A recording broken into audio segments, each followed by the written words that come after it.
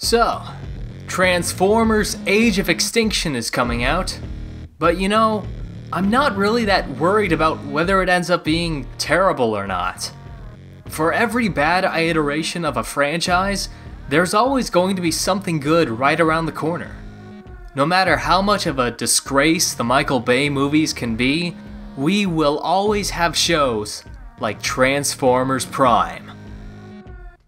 This CG animated series ran from late 2010 until late 2013, and it was probably the most well-executed series that I've seen on the Hub network. It even earned itself a sequel series for release in 2015. From the art design and fantastic camera composition alone, this is on the same level of quality as Tron Uprising or Motor City. I wouldn't exactly call Transformers Prime mature in like a dark sense. Rather, I would say that the show takes itself seriously, and I feel like it really is a proper Transformers cartoon. The series contains many similarities to the films, but from what I can tell, they're more like improvements.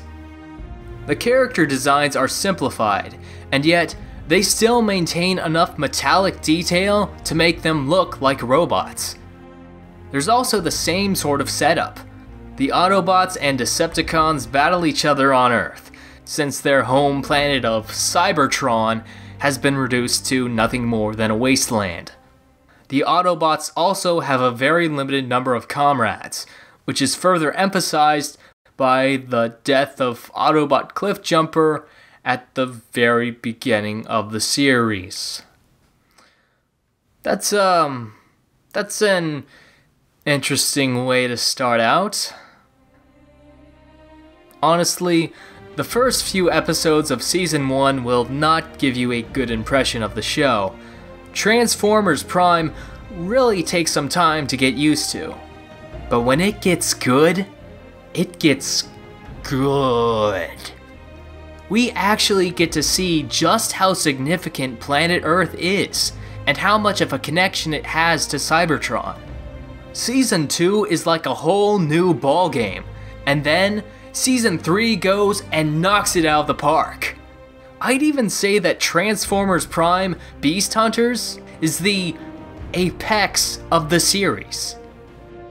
Personally, my favorite part of the show takes place in Season 2, right after the Iacon relics are introduced. This is when the series begins to have a lot of fun with the Transformers lore, bringing back older elements such as the Space Bridge, the Omega Keys, and the Star Saber, while mixing in some new concepts, like the Phase Shifter and the Apex Armor. All things considered, Transformers Prime just might be the best Transformers show. If the visuals and concepts haven't sold you yet, just wait until you hear the cast. We've got Steve Bloom as Starscream, Kevin Michael Richardson as Bulkhead, Nolan North as Smokescreen, Sumali Montano as RC, George Takei as Alpha Trion, Frank Welker as Megatron, and Peter Cullen as Optimus Prime. You'll also be pleased to find that the human characters are above tolerable, and do not take up too much space in the plot. Jack and Raphael are alright, but Miko is definitely my favorite. This girl loves video games, explosions, and heavy metal. But she's never seen as a stereotypical tomboy, she just has a very distinct sense of style, and that never makes her seem like any less of a girl. If you ask me, we need more female characters like Miko. Which isn't saying that the rest of the characters are not without merit. Every Autobot earns their stripes on multiple occasions, and each one of them is very likable. RC is a veteran of constant emotional trauma, which causes her to be very temperamental, aloof, withdrawn, determined, but also incredibly protective and caring. Ratchet often struggles with his sense of guilt, and his ability to decide right from wrong. but in the end, he eventually comes through, and in a pretty big way too.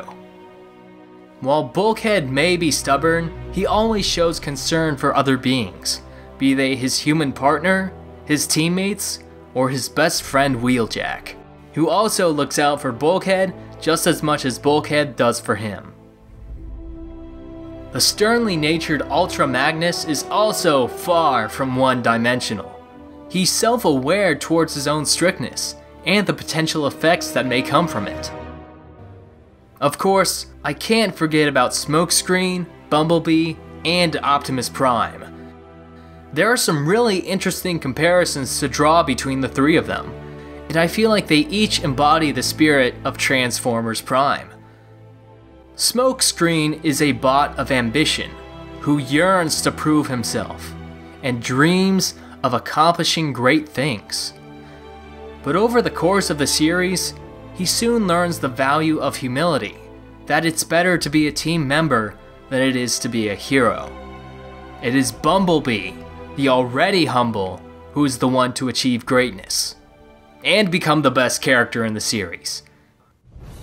Unlike his depiction from the movies, this version of Optimus Prime is more of an awkward dad, or a Steve Rogers, than an action hero.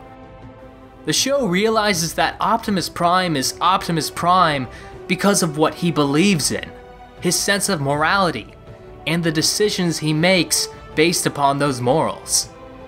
There's more emphasis put on the kind of person he is, rather than all the cool things he does.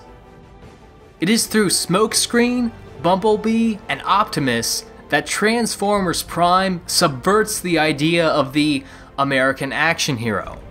The title of Prime represents this, and it's also important to remind yourself that even Megatron aspired to obtain such a status. The reality is, wars are not won by the actions of a single individual, but through teamwork and the values of each member. It is the goodness of a person that is worth more than the title of Prime.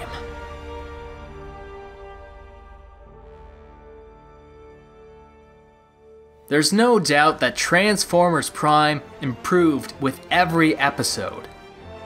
This is a show that effortlessly blends 2D and 3D animation through the talents of an amazing team of animators, actors, writers, and storyboard artists. This is a show that weaves together epic tales of magic, monsters, and heroes of all kinds. But most importantly, Transformers Prime is about characters and relationships that grow and learn from each other, ultimately transforming into something greater than they ever were before. Till all are one.